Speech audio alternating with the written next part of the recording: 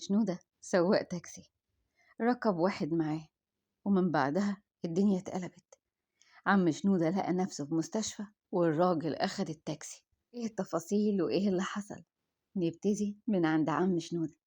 عم شنودة 48 سنة، سواق تاكسي، متجوز وعنده بنت مريضة بالقلب. وفي يوم طلع عم شنودة على شغله على باب الله بالتاكسي بتاعه، وركب معاه شاب أسمر ورفيع ولابس تيشيرت أبيض وبنطلون أسود من عند رمسيس، وكان رايح ألماظة. عم شنودة من الأساس مريض سكر وبيتعالج بالأنسولين، وفي لحظة حس إن السكر اترفع عنده وبدأ يحس بزغللة ودوخة. للأسف اليوم ده علاجه كان خلص وما كانش معاه فلوس علشان يجيب العلاج بتاعه. كان مستني يشتغل شوية علشان يجمع الفلوس ويجيب العلاج. كان عايز يجيبه كده على آخر اليوم لحد ما يجمع تمنه، لكن اللي حصل إنه فجأة محسش بنفسه غير تاني يوم وهو نايم على سرير في مستشفى عام.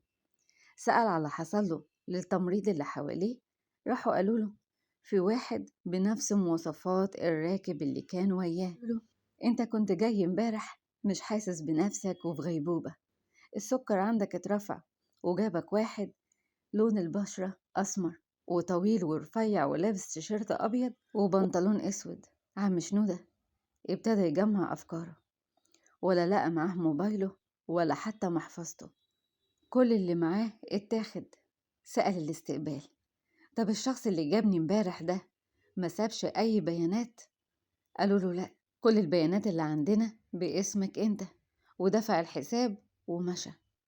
عم شنودة هنا فهم إن دي عملية نصب، بس النصاب مختلف شوية، قلبه حنين، استحرم يرميه في الشارع لما جاتله الغيبوبة.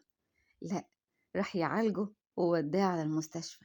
طلع يشوف التاكسي بتاعه يمكن يكون مركون بره، ملقاش التاكسي، ودي كانت أكبر صدمة.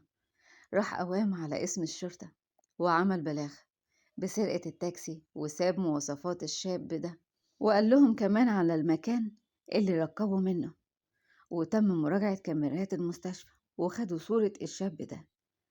ومن صدمة الراجل ما قدرش يروح البيت، فضل يلف في الشوارع وهو بيبكي من كتر حزنه واللي ضاع منه، وفضل يتحسر على التاكسي اللي يدوب قبل اللي حصله ده بشهر كان دافع آخر قسط فيه. كان بيبكي بصوت عالي ويتكلم ويعاتب ربنا ويقوله يا رب، ما انت عارف اللي فيها، انت عارف اقساط التاكسي ده انا كنت بدفعها بالمرار، انت عارف انا كنت بجيب فلوس منين، عارف بحالي وحال بنتي التعبانة اللي انا بصرف عليها. يرضيك يا رب كده بعد الشقة والغلب ده كله؟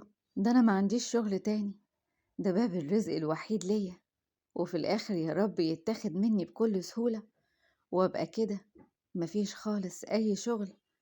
طب اعمل ايه يا ربي في دنيتي ومع بنتي؟ من كتر الحالة اللي هو فيها الناس اتلموا حواليه، وفضلوا اللي يطبطب منهم عليه واللي جاب له كرسي وقعده، وفضلوا يهدوه. وسواق تاكسي كمان وقفله وقاله تعالى وصلك منين ما انت عايز، قولي بيتك فين. وفعلا ركب معاه عم شنودة ووصله لحد البيته. وأول ما نزل من التاكسي زي المجنون كأن في كهربا مسكت في جسمه من اللي شافه قدام عينيه. ما هو كان شايف حاجة عجيبة، شاف التاكسي بتاعه راكن تحت بيته. طلع قوام على شقته بسرعة، لقى مراته وبنته نايمة على السرير ومتعلق ليها جهاز تنفس.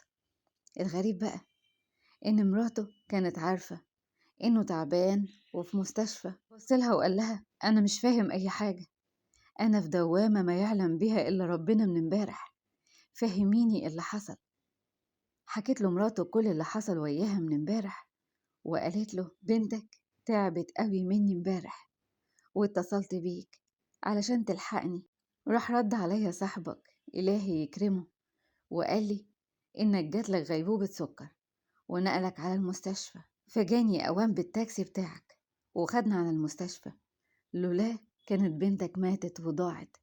بجد ربنا يعوضه اللي عمله معانا ده كله، ما خلينيش أصرف قرش. ساعتها عم شنودة اتكسف من نفسه قوي واتصدم من كل اللي سمعه، لأن ساعتها اتأكد إن الشخص ده ما كانش حرامي، ده بالعكس، ده ربنا بعتهوله مخصوص علشان يلحقه ويلحق بنته.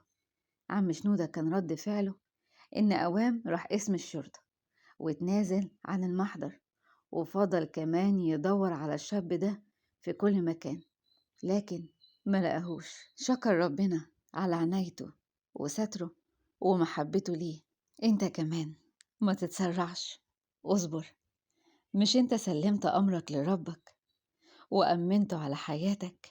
يبقى لا يمكن يسيبك، وهتفضل طول عمرك تحت حمايته وعنايته ومتحوط بستره. ده ستر ربنا مش كلمة كده بتتقال والسلام. ستر ربنا ده كلمة كبيرة قوي. ستره في كل شيء، في دخولك، في خروجك، في حياتك، زي ما سترها كده مع عم شنودة. ده إلهنا إله صالح وأمين، وإلى الأبد رحمته، وأبدا ما يترك أولاده ولا يهملهم مهما حصل.